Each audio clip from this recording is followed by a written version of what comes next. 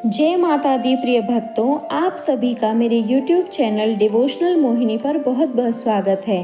आज हम श्री दुर्गा सप्तशती के 9वें अध्याय का श्रवण करेंगे, जिसका शीर्षक है निशुंभ वध। राजा ने कहा, हे ऋषिराज, आपने रक्तबीज के वध से संबंध रखने वाला वृतांत मुझे सुनाया है। अब मैं रक्तबीज के मरने के पश्चात क्रोध में भरे हुए निशुंभ व शुंभ ने जो कर्म किया वह सुनना चाहता हूँ। महर्षि मेघा ने कहा, रक्तबीज के मारे जाने पर शुंभ और निशुंभ को बड़ा क्रोध आया और अपनी बहुत बड़ी सेना का इस प्रकार सर्वनाश होते देखकर निशुंभ देवी पर आक्रमण करने के लिए दौड़ा। उसके साथ बहुत से बड़े बड़े असुर देवी को मारने के लिए दौड़े और महापराक्रमी शुंभ अपनी सेना सहित चंडिका को मारने के लिए बढ़ा। फिर शुंभ और निशुंभ का देवी से घोर युद्ध होने लगा और दोनों असुर इस प्रकार देवी पर बाण फेंकने लगे जैसे मेघों से वर्षा हो रही हो।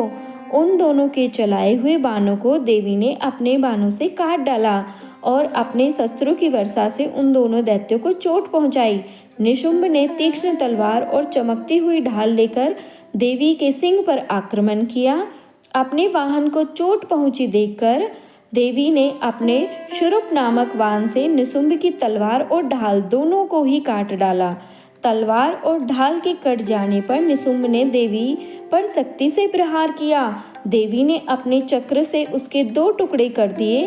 फिर क्या था, दैत्य क्रोध के मारे जल भुन गया और उसने देवी को मारने के लिए उनकी ओर शूल फेंक दिया, किंतु देवी ने अपने मुक्के से उसको चूर चूर कर डाला। फिर उसने देवी पर गदा से प्रहार किया। देवी ने त्रिशूल से उस गदा को भस्म कर डाला। उसके पश्चात वह फरसा हाथ में ले देवी की ओर लपका। देवी ने अपने तीखे बाणों से उसे धरती पर सुला दिया। अपने पराक्रमी भाई निशुंभ को इस प्रकार से मर जाने पर शुंभ को बड़ा क्रोध हुआ और वह क्रोध में भरकर देवी को मारने के लिए दौड़ा। वह रथ पर बैठा हुआ था, उत्तम आयुधों से सुशोभित। अपनी 8 बड़ी बड़ी भुजाओं से वह सारे आकाश को ढके हुए था। शुंभ को आते देखकर देवी ने अपना शंख बजाया और धनुष की टंकार का भी अत्यंत दुस्सह शब्द किया। साथ ही अपने घंटे के शब्द से, जो कि संपूर्ण दैत्य सेना के तेज को नष्ट करने वाला था, संपूर्ण दिशाओं में व्याप्त कर दिया। इसके पश्चात देवी के सिंह ने भी अपनी दहाड़ से, जिसे सुन बड़े बड़े बलवानों का मत चूर हो जाता था, आकाश, पृथ्वी और 10 दिशाओं को गुंजित कर दिया। फिर आकाश में उछलकर काली ने अपने दांतों तथा हाथों से पृथ्वी पर उसे पटक दिया। उसके ऐसा करने के बाद ऐसा शब्द हुआ जिससे कि उससे पहले के सारे शब्द शांत हो गए। इसके पश्चात शिवदूती ने असुरों के लिए भय उत्पन्न करने वाला अट्टहास किया, जिसे सुनकर दैत्य थर्रा उठे और शुंभ को बड़ा क्रोध हुआ। फिर अंबिका ने उसे, अरे दुष्ट, खड़ा रह कहा तो आकाश से भी सभी देवता जय हो बोल उठे। शुंभ ने वहां आकर ज्वालाओं से युक्त एक अत्यंत भयंकर शक्ति छोड़ी, जिसे आते देख देवी ने अपने मोहक नामक शक्ति से उसे काट डाला।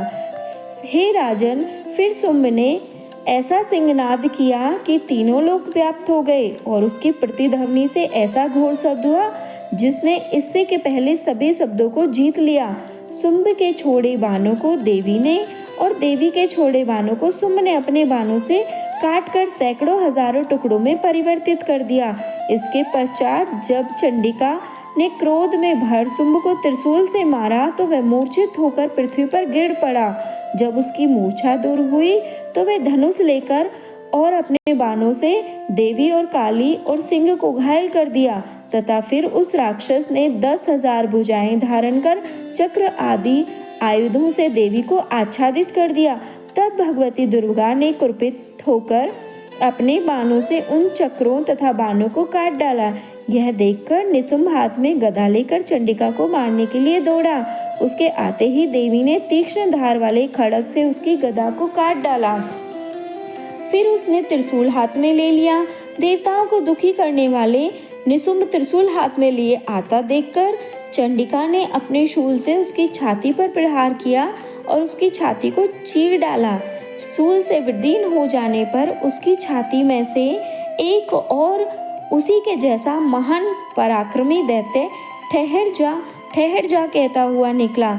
उसको देखकर देवी ने बड़े जोर से ठहाका लगाया। अभी वह निकलने भी नहीं पाया था कि उसका सिर अपनी तलवार से काट डाला।